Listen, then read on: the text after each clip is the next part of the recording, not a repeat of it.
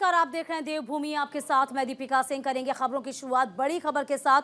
देहरादून से इस वक्त की बड़ी खबर, जहां बजट बनाने की तैयारियों में धामी सरकार जुट गई है। सरकार कृषि और पर्यटन उद्योगों से जुड़े लोगों से संवाद कर रही है। 20 जनवरी को सीएम आवास पर पहला संवाद होना है। 1 फरवरी को नैनीताल में सीधा संवाद कार्यक्रम आने वाला है। उसमें महत्वपूर्ण सुझावों को बजट में शामिल किया जाएगा, जिस पर विचार विमर्श किया जा रहा है। तो 1 फरवरी को नैनीताल में सीधा संवाद कार्यक्रम है।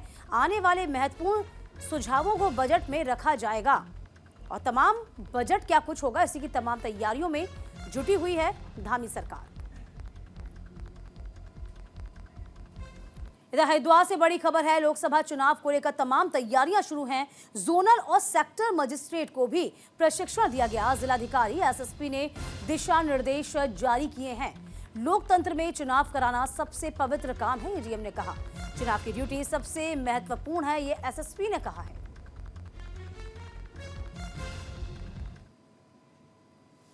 तो डीएम एसएसपी ने बकायदा दिशा निर्देश इस बाबत जारी कर दिए हैं। लोकतंत्र में चुनाव कराना सबसे पवित्र काम है।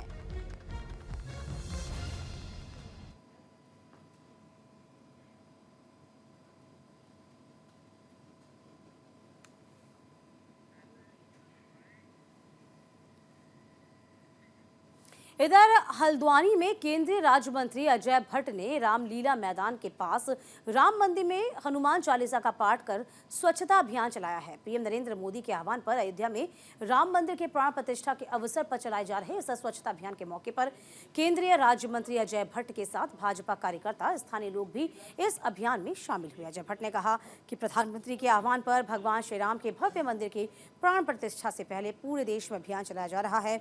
उन्होंने ये भी कहा कि राम मंदिर में स्वच्छता अभियान चलाकर इस अभियान में भाग लिया है। उन्होंने ये भी कहा कि राम मंदिर बनने से इस वक्त पूरे देश में भक्तिमय माहौल है। लोग 22 जनवरी का बेसब्री से इंतजार कर रहे हैं। उस दिन सभी लोग दिए जलाएंगे, आतिशबाजी कर दिवाली मनाएंगे।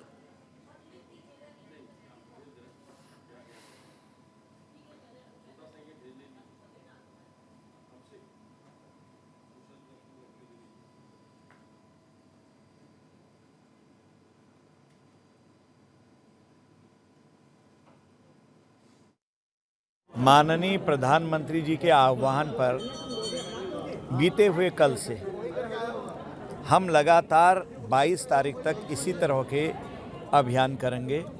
सभी जगहों पर ये सफाई अभियान चल रहे हैं। इस समय देश भर में चल रहे हैं। इसी ज़िले में हर मंदिरों की सफाई हो रही है और सार्वजनिक स्थानों की सफाई हो रही है।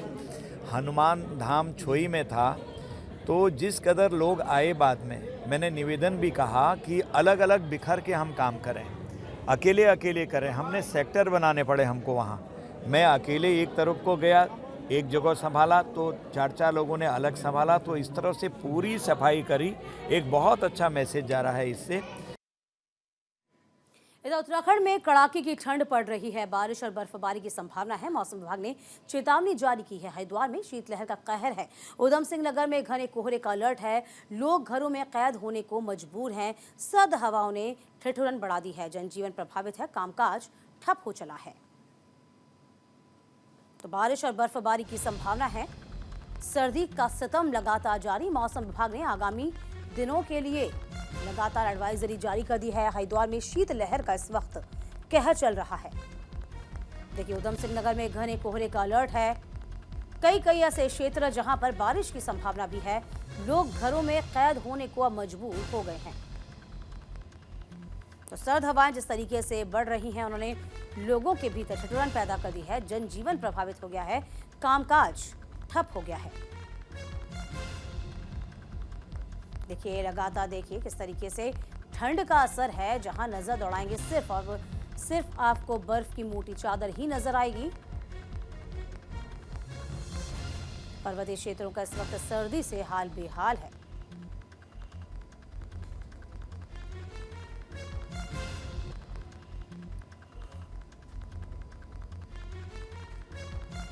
फिलहाल लोग घरों में कैद होने को मजबूर हो गए हैं। सर्द हवाओं ने किस तरीके से लोगों की ठिठुरन बढ़ा दी है, ये तस्वीरें साफ जाहिर हो रही हैं। किस तरीके से ठंड इस वक्त अपने शबाब पर है।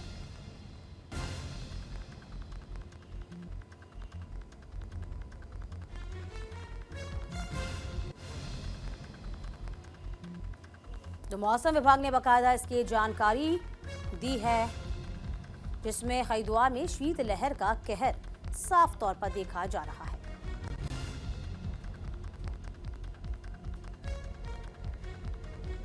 लोगों को अपने घरों में कैद होने के लिए मजबूर होना पड़ रहा है। इधर सर्द हवाओं ने किस तरीके से ठिठुरन बढ़ा दी है, इसकी बानगी साफ तौर पर सामने आई है।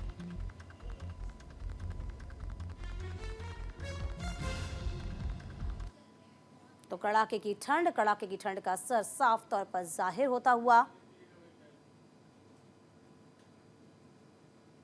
देखिए, जहां आप नजर दौड़ाएंगे वहां सिर्फ आपको बर्फ ही बर्फ नजर आएगी, चाहे गाड़ियां हों सभी इसमें ढकी हुई नजर आ रही हैं। इधर कोहरे की चपेट में उत्तराखंड है। कोहरे के चलते कई ट्रेनें रफ्तार पर धीमी पड़ गई हैं। निर्धारित वक्त से 10 घंटे की देरी से ट्रेनें चल रही हैं। ट्रेनों की देरी से यात्रियों को भारी परेशानी हो रही है। उत्तराखंड में मौसम बदलने के साथ ही यातायात पर इसका असर देखने को मिल रहा है। सड़कों के साथ साथ अब ट्रेन सेवा पर कोहरे का असर है। कोहरे ने ट्रेनों की रफ्तार पर ब्रेक लगा दिया। कोहरे के चलते कई ट्रेनें अपने निर्धारित वक्त से 1 से 10 घंटे की देरी से चल रही है। रेलवे स्टेशन पर पहुंची हैं। यात्रियों को भारी परेशानी का सामना करना पड़ा। सोमवार को देहरादून जाने वाली लिंक एक्सप्रेस 10 घंटे की देरी से लक्सर रेलवे स्टेशन पर पहुंची। वहीं दरभंगा से अमृतसर जाने वाली जनसाधारण एक्सप्रेस 2 घंटे की देरी से पहुंची है। अमृतसर से देहरादून जाने वाली लाहौरी एक्सप्रेस 3 घंटे की देरी से, जम्मू तवी से कोलकाता जाने वाली सिलाहदह एक्सप्रेस 3 घंटे की देरी से, लखनऊ से चंडीगढ़ जाने वाली लखनऊ सुपरफास्ट 2 घंटे 30 मिनट की देरी से, अमृतसर से दरभंगा जाने वाली जनसाधारण एक्सप्रेस 1 घंटा 30 मिनट की देरी से पहुंची।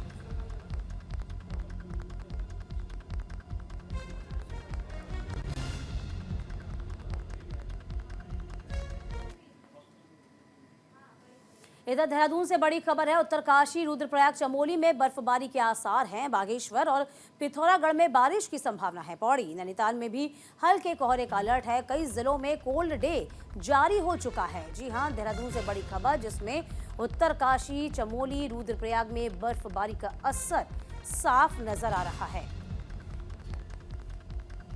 तो बागेश्वर, पिथौरागढ़ में जमकर बर्फबारी। पौड़ी, नैनीताल में हल्के कोहरे का अलर्ट जारी किया गया है। तो कई जिलों में कोल्ड डे का अलर्ट जारी कर दिया गया है, जिसमें देहरादून से बड़ी खबर आपको बता रहे हैं।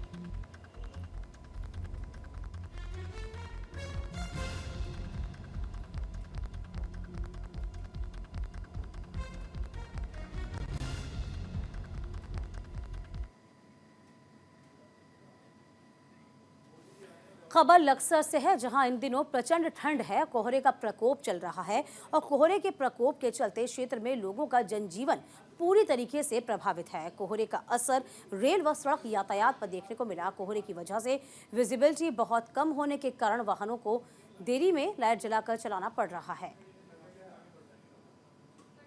तो ठंड और कोहरे का प्रकोप लगातार जारी है। देखिए, ठंड से बचने के लिए लोग अलाव का सहारा ले रहे हैं। विजिबिलिटी एकदम शून्य नजर आ रही है। बामुश्किल लोगों को अपने गंतव्य तक पहुंचना पड़ रहा है। तो फिलहाल अभी जो एडवाइजरी जारी की गई है, अभी भी असर जो है ठंड का वो कम नहीं होगा।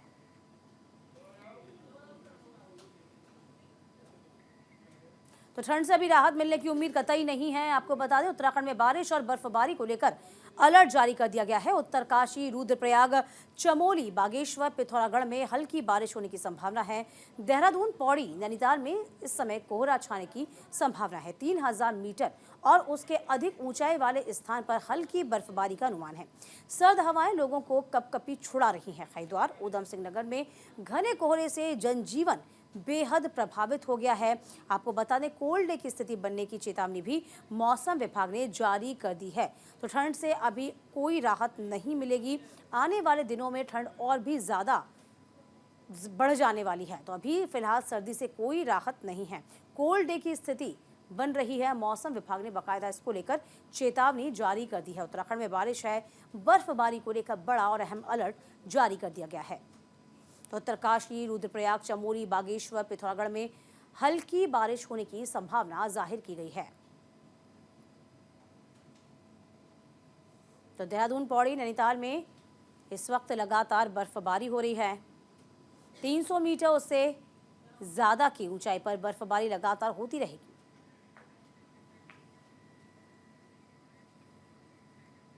राम जन्मभूमि का निमंत्रण पहुंचा है बद्रीनाथ। वीएचपी के कार्यकर्ताओं ने निमंत्रण दिया, अक्षत भी बांटे हैं। आईटीबीपी के जवान सहित संत भी मौजूद हैं। बर्फबारी के बीच लगे हैं श्री राम के जयकारे। राम जन्मभूमि का निमंत्रण पहुंचा है बद्रीनाथ, ये आपको बता रहे हैं, जहां वीएचपी के तमाम कार्यकर्ताओं ने निमंत्रण और अक्षत यहां पर सौंपे हैं। आईटीबीपी के जवान भी संतों के साथ मौजूद हैं। देखिए, बर्फबारी हो रही है और इस बीच निमंत्रण को स्वीकार करते हुए तमाम जवान नजर आ रहे हैं। राम जन्मभूमि का निमंत्रण बद्रीनाथ भी पहुंचा। वीएचपी के तमाम कार्यकर्ताओं ने निमंत्रण दिया है, अक्षत दिए हैं। आईटीबीपी के जवान सहित संत भी वहां मौजूद रहे।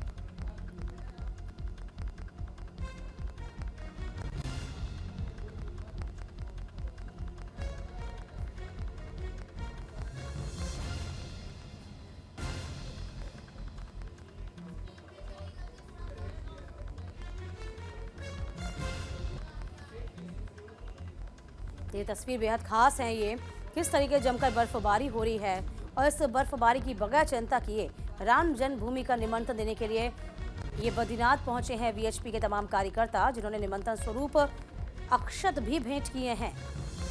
इस बीच संत वहां मौजूद रहे, जिन्होंने निमंत्रण को स्वीकार किया।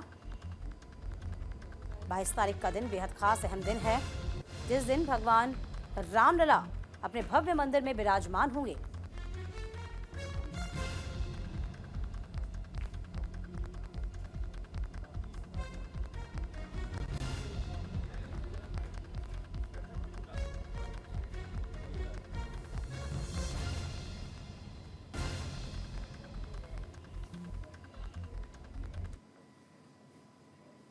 राष्ट्रीय सड़क सुरक्षा दिवस के मौके पर हरिद्वार में सड़क सुरक्षा महीने की शुरुआत की गई है। जिले के डीएम और एसएसपी ने भगत सिंह चौक से सड़क जागरूकता रैली को हरी झंडी दिखाकर रवाना किया। इस दौरान ट्रैफिक नियमों का पालन करने की शपथ भी दिलाई गई। ट्रैफिक जागरूकता रैली जिले भर में कई स्थानों पर पहुंची। ही साथ ही स्कूली बच्चों को भी यातायात नियमों के लिए जागरूक किया जाएगा। जिलाधिकारी ने बताया कि ज्यादा से ज्यादा लोग यातायात के नियमों के प्रति जागरूक बने रहें, लापरवाही से वाहन न चलाएं, तभी सड़क हादसों में कमी आएगी। वहीं एसपी ने कहा है कि ट्रैफिक नियमों का उल्लंघन करने वालों पर नियम अनुसार कार्रवाई की जा रही है। सड़क सुरक्षा अभियान है, आज से हम लोगों ने स्टार्ट किया है। वैसे तो पूरे देश में चल रहा है, लेकिन हरिद्वार में हम लोगों ने आज से स्टार्ट किया है। और इस अभियान के तहत हम लोगों ने जितने भी हमारे स्कूल्स हैं, चाहे सरकारी हों या प्राइवेट स्कूल्स हों, इन स्कूल्स में लगभग 1 माह तक हम लोग अभियान चला रहे हैं। अवेयरनेस का प्रोग्राम हम लोग चला रहे हैं और इसमें फोकस हम लोग बच्चों पे भी कर रहे हैं। बच्चों पे इसलिए फोकस कर रहे हैं कि अगर हम बच्चों को अवेयर करते हैं तो कहीं ना कहीं जाके अपने पेरेंट्स को वो भी अवेयर करेंगे। और बच्चों में जब तक अवेयरनेस ये नहीं आएगी फ्यूचर में, क्योंकि ड्राइविंग उन्हीं को करनी है, तो कहीं ना कहीं अगर बच्चे शुरुआत से भी जान लेते हैं ट्रैफिक के नियम्स को, रूल्स को, तो आने वाले समय में हमें ही महा वैसे तो प्रत्येक वर्ष मनाया जाता रहा है और इसमें विशेष ये रहता है कि जितने स्टेक होल्डर हैं, जितने भी लोगों के में जाके स्कूल्स में जाके हम लोग जो ट्रैफिक नियम हैं उनके प्रति लोगों को जागरूक करते हैं। साथ में जो कार्रवाइयाँ हैं जिसमें जो लोग इस सड़क सुरक्षा के प्रति लापरवाही बरतते हैं उनके खिलाफ कार्रवाई भी की जाती है। तो एक ये जन जागरूकता रैली निकाली जा रही है। उसके बाद फिर प्रत्येक हम लोग स्कूलवार इसको चिन्हित करेंगे, वहाँ पर भी लोगों को जन जागरूक करेंगे। उसके साथ में प्रत्येक माह, इस पूरे माह में लगातार जन जागरूकता का अभियान। खबर लक्सर से है, जहां तहसील मुख्यालय पर तहसील दिवस में 2 दर्जन से ज्यादा शिकायतें आई हैं। मुख्य अतिथि के रूप में शामिल हुए हैं एसडीएम गोपाल सिंह चौहान ने बताया कि ज्यादा शिकायतें अवैध कब्जे, बिजली, पानी से संबंधित हैं, जिन्हें संबंधित विभागीय अधिकारियों को निस्तारण के लिए सौंप दिया गया है। टोटल हमारे पास 27 शिकायतें आई हैं, जिसमें से जो मैक्सिमम शिकायतें हैं वो जैसे चक्रोड की पैमाइश हैं, अवैध कब्जे हैं और नलकूप से संबंधित है, जैसे कुलावे का है, ट्यूबवेल का है, और बाकी कुछ मुआवजे से संबंधित भी शिकायतें आई हैं। तो हमने जो संबंधित विभाग है उनको डायरेक्शन दे दिए हैं और हफ्ता 10 दिन में जितनी भी शिकायतें आई हैं सभी का निस्तारण करवा दिया। उत्तराखंड के पौड़ी से बड़ी खबर है। दिल्ली से पौड़ी जा रही कार दुर्घटनाग्रस्त हो गई है। 200 मीटर खाई में कार गिर गई है। हाईवे पर गुम खाल के पास की घटना है, जहां मौके पर एसडीआरएफ की टीम पहुंची है। एसडीआरएफ ने 3 लोगों का सकुशल रेस्क्यू किया। तीनों घायलों को अस्पताल में भर्ती करा दिया गया है। दिल्ली में से एक शादी समारोह में शामिल होने के लिए पौड़ी आ रहे लोगों की कार अनियंत्रित हो गई है। गुम खाल के पास 200 मीटर खाई में जा गिरी। इस घटना में 3 लोग घायल हैं। सूचना मिलते ही मौके पर पहुंची है एसडीआरएफ की टीम ने 3 लोगों को सकुशल रेस्क्यू कर लिया है। घायल लोगों का इलाज इस वक्त अस्पताल में जारी है।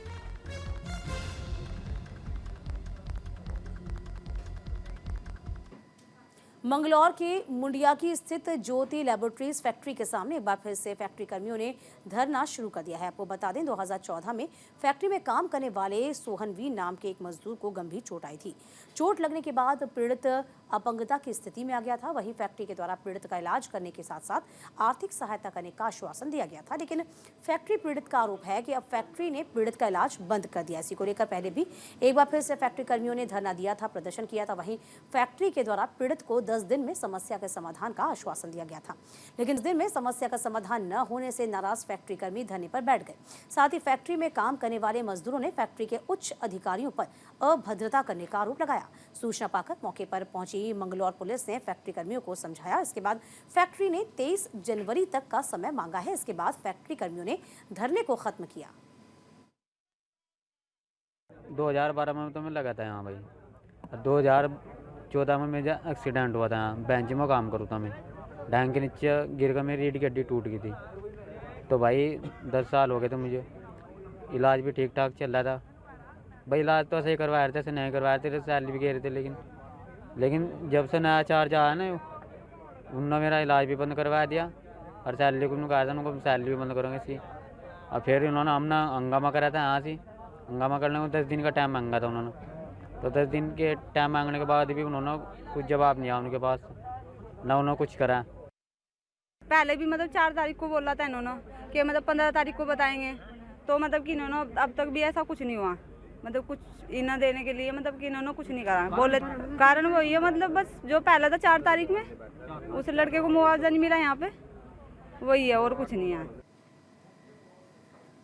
राजाजी टाइगर रिजर्व में जंगल सफारी फिर से शुरू हो गई है। 5 लोगों की मौत के बाद बंद हुई थी सफारी। हादसे की वजह से 3 दिन तक सफारी बंद रही। वार्डन का शव मिलने के बाद जंगल सफारी फिर से शुरू कर दी गई है। राजाजी टाइगर रिजर्व के रेंजर समेत 5 लोगों की मौत होने के बाद बंद जंगल सफारी फिर से शुरू कर दी गई है। जंगल सफारी के लिए लापता वार्डन का शव मिलने का इंतजार किया जा रहा था। आज वार्डन का शव मिला है। बीते सोमवार को हुए हादसे के बाद से 3 दिन से चीला समेत गेस्ट पर भी सैलानियों के लिए जंगल सफारी बंद कर दी गई थी, जिससे जंगल सफारी के लिए आने वाले पर्यटकों को मायूस होकर लौटना पड़ता था। चीला में सन्नाटा पसरा रहता था और खाने पीने की दुकानें बंद रही। सफारी वेलफेयर सोसाइटी के सचिव शशि राणा कोटी ने भी कहा था कि लापता वार्डन आलूकी का शव मिलने के बाद जंगल सफारी शुरू कर दी जाएगी। उन्होंने बताया कि शव मिलने के बाद अंतिम संस्कार अब हो गया है।